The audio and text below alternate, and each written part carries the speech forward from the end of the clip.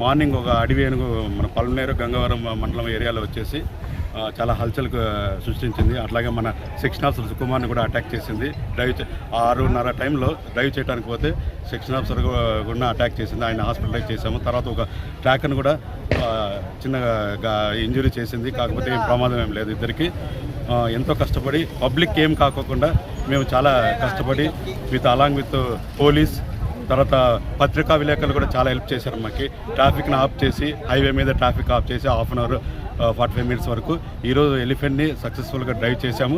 కాకపోతే పబ్లిక్ ఏం కాలేదు. ఒక ఆవుదోడు చనిపోయినట్టు ఇప్పుడే గుర్తించాము.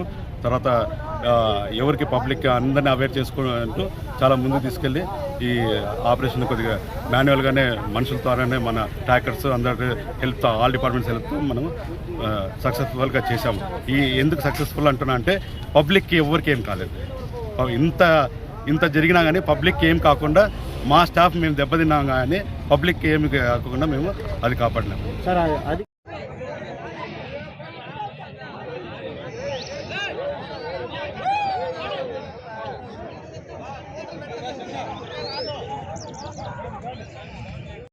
రాజసం హోటల్ ఉందా?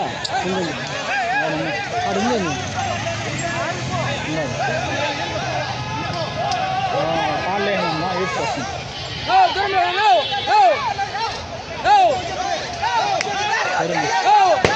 ఆవు చంపేసిందా? వెళ్ళిపోయినా వస్తాను.